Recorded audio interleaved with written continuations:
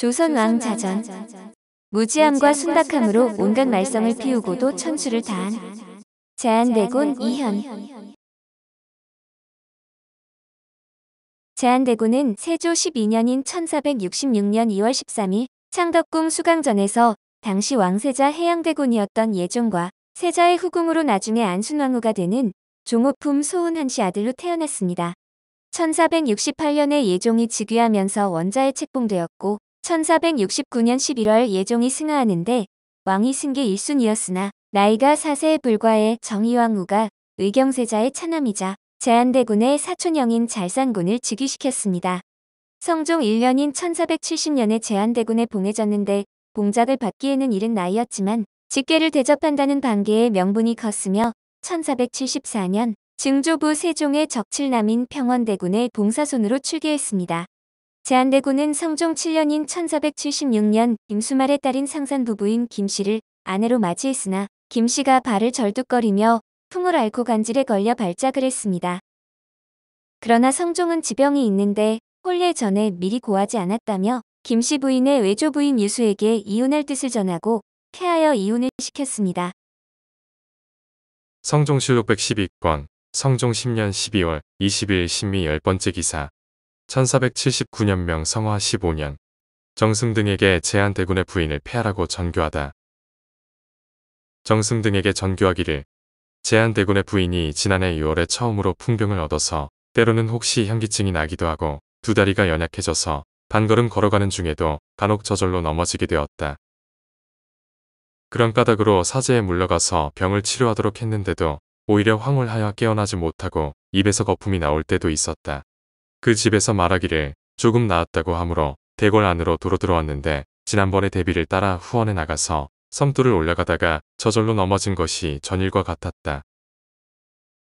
약을 먹고 침질과 뜸질을 하기를 남은 힘이 없도록 했는데도 지금까지 오히려 낫지 않았으니 이것은 곧 다시는 나을 수 없는 병이다.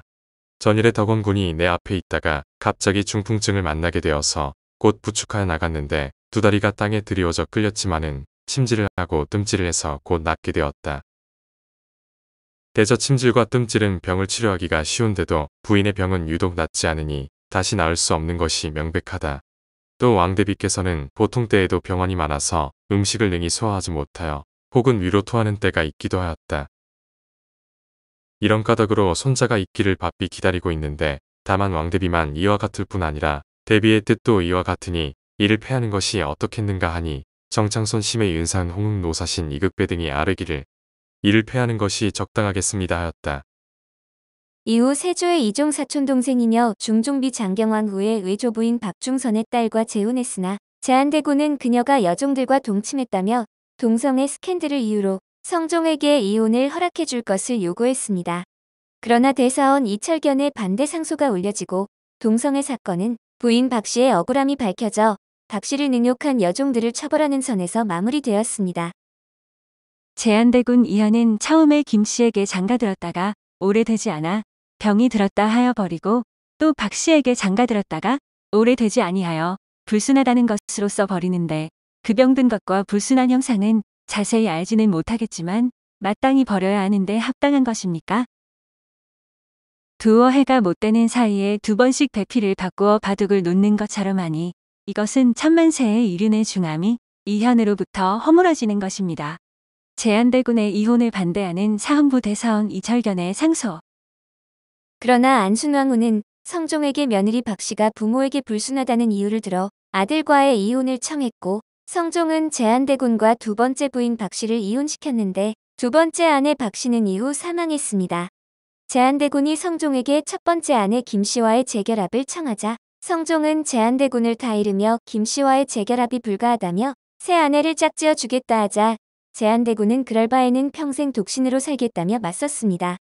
결국 첫 번째 아내인 김씨를 다시 아내로 맞이했는데 자녀는 두지 못했고 기록에 의하면 평생 여자를 멀리하고 남녀 관계의 즐거움을 깨닫지 못했다고 하며 평생 정치와 거리를 두고 살았습니다. 특히 그는 성악을 즐기고 사주관연을 연주하기를 좋아하는 등 풍류에 심취했는데 중종 반정 직후에는 특별히 전국 원종공신 1등에도 책록되었습니다. 그는 당족하인 연산군과 친분이 두터웠으나 중종 반정 이후에도 별다른 정쟁에 휘말리지 않고 중종조에도 왕실의 종친으로 대우를 받았는데 중종 20년인 1525년 12월 4일에 졸했습니다. 중종실록 56권 중종 20년 12월 14일 무술 7번째 기사 1525년명 가정 4년 제한대군 이현의 졸기. 제한대군 이현이 졸하였다. 전교하기를 학렬 높은 종실이 죽어 내가 매우 애통스럽다 하고 특별한 부위를 내리고 너를 가려서 주도록 하였고 예조로 하여금 시급히 장사에 관한 일을 마련하도록 하였다. 또 현이 후손이 없으므로 이천정 이수레로 상주를 삼도록 하였다. 사시는 논한다. 이현은 예종의 아들로 성격이 어리석어서 남녀 관계의 일을 몰랐고 날마다 풍류 잡히며 음식 대접하는 것을 일과로 삼았다. 그러나 더러는 행사가 예에 맞는 것이 있으므로 사람들이 거짓 어리석은 채 하는 것이라고 하였다. 시호는 영효로 부지런하지 않고도 이름을 낸 것이 영이고 어버이를 사랑함이 효인데 행동거지가 엉뚱해 자주 사람들의 웃음거리가 됐으나 어머니 안순왕후에게는 효성이 지극했던 것으로 전해집니다. 묘소는 경기도 성남시 수진동에 있었으나 포천군 소울면 이곡리로 이장했는데 김씨 부인의 묘와 쌍분을 이루고 있으며 수진동에 있던 박씨 부인 묘는 화장의 묘를 없애고 사당의 위패만 봉안하고 있습니다. 그의 양자인 이파는 생전 왕족으로 예우받지 못하다가 1872년 고종 때에 낙풍군에 추증되었으며 동시에 이파의 아들, 손자들에게도 제한대군의 적손, 적중손, 적증손의 예로서 각각 군의 자귀가 추증되었습니다. 제한대군의 부인과 결혼, 이혼에 관한 일화들. 첫 번째 부인과의 이혼.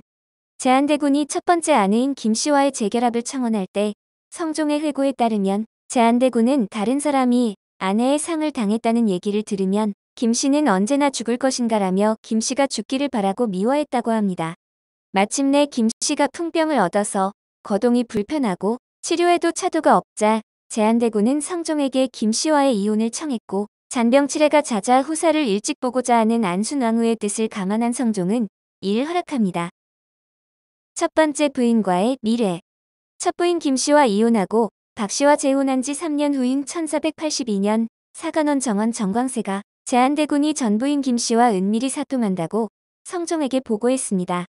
사실을 확인한 결과 제한대군은 거리낌 없이 김씨의 집에 가서 하룻밤을 묵고 오거나 함께 거처했는데 두 번째 아내와 혼인한 상태에서 전처와 미래하는 등의 행동으로 종부시에서 제한대군의 처벌을 논했습니다. 전처 김씨의 아버지인 김수말은 이 사실을 즉시 알리지 않고 오히려 제한대군을 집으로 유인했다며 추국할 것을 청하니 성종은 김수말에 대해서만 처벌하고 제한대군의 나이가 어리다는 이유를 들어 비호했습니다. 두 번째 부인의 동성애 추문과 이혼. 성종 13년인 1482년 형방승지 강자평이 제한대군의 부인 박씨가 여종들과 동침한 혐의를 들어 당사자인 여종 내은금, 금은물, 은가미를 추궁했으며 이들은 박씨의 유혹에 의한 것이라고 진술했습니다.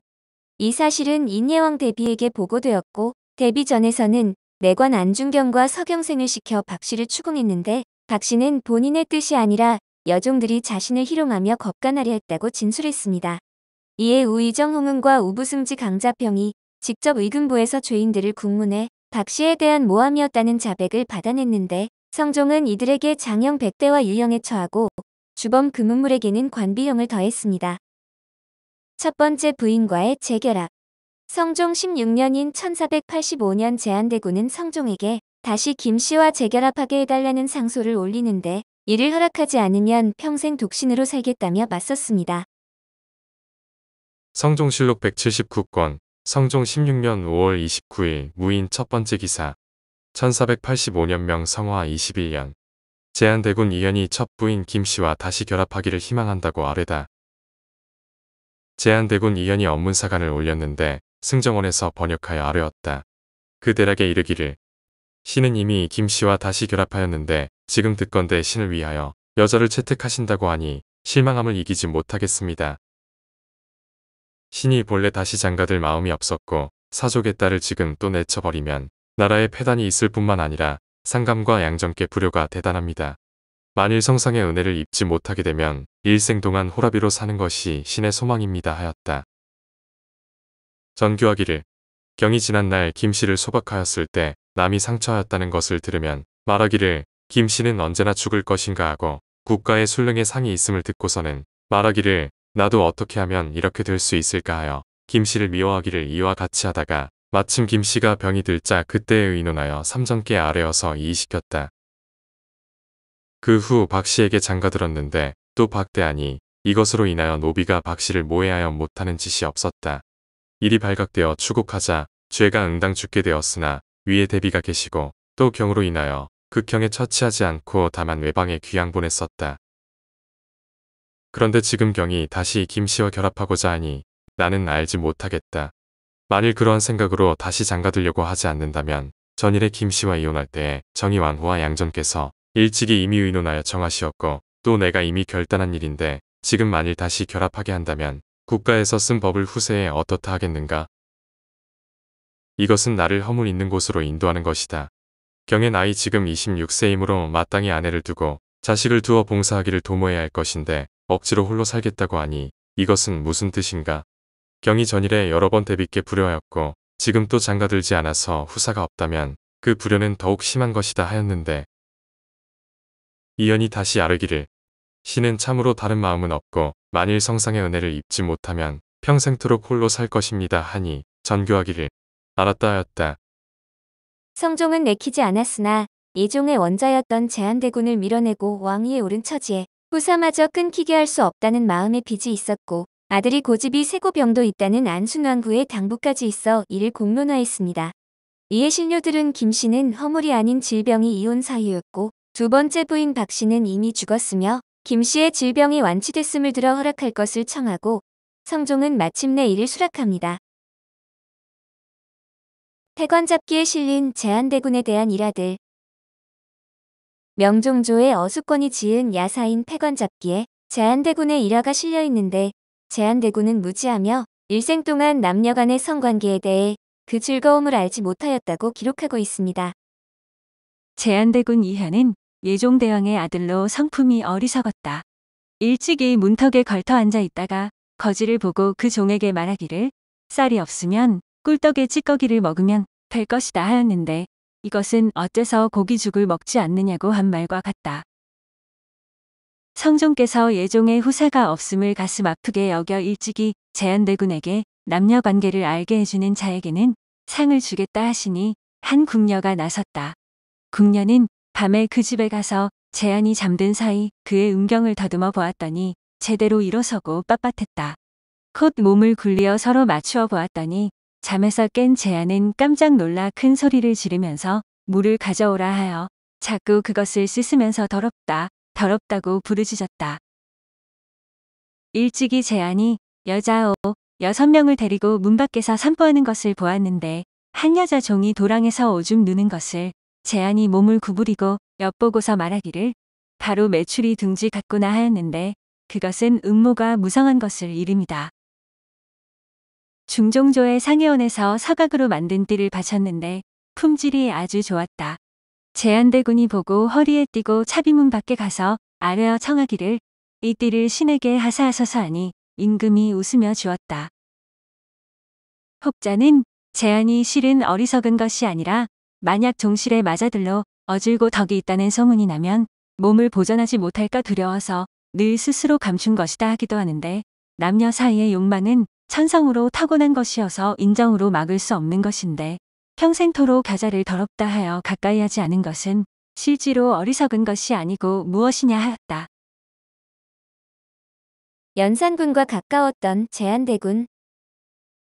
제한대군은 당조카인 연산군과 친분이 두터웠는데 정치와 학문을 멀리하고 술과 풍류를 좋아하던 제한대군은 연산군과 어울렸고 자신의 기생인 장녹수를 연산군에게 바치기도 했습니다. 가흥청은 정식 기생을 일컫는 흥청을 선발하기 전에 예비 기생인데 왕실이 필요에 따라 제한대군의 저택을 임시로 사용했습니다. 대군의 저택은 수진방에 위치하며 실록에 따르면 다른 종친의 저택보다 훨씬 규모가 컸다고 하는데 흥청의 규모와 거리적 편리에 따른 것임을 알 수 있습니다. 제한대군의 저택은 조선 중기 이후부터 봉작을 받기 전에 사망한 대군, 왕자와 출가하기 전에 사망한 공주와 옹주들을 합사하는 사후로 변모하였고 이후 수진궁으로 불렸습니다. 두모포는 현재의 서울특별시 성동구 옥수동 동호대교 북단에 존재하는 포구인데 1506년 이곳에 주민을 내쫓고 정자를 세우니 연산군의 음행에 사용되었습니다. 중종이 즉위한 후 정자는 제한대군에게 하사되는데 1516년 이 정자의 기둥이 임금에 새긴 주홍빛으로 칠해졌다고 문제가 되어 결국 왕명으로 주홍칠을 벗겨내게 됩니다. 본래 왕위 계승 1순위였던 제한대군을 제치고 왕위에 오른 성종은 예종 소생의 제한대군과 현수 공주를 우대했으며 이들이 일으킨 크고 작은 소동들도 숙모인 안순왕후를 배려해 여러 차례 무마시켰습니다. 제한대군은 학문의 뜻을 두지 않고 풍류를 즐겼는데 성종에게 상소를 올릴 때는 한문이 아닌 언문으로 작성할 정도의 무지함과 순박함으로 역모나 정쟁에 휘말리지 않고 수를 다했다고 할 수 있습니다. 오늘 조선왕자전은 무지함과 순박함으로 온갖 말썽을 피우고도 천수를 다한 제한대군 이연이었습니다.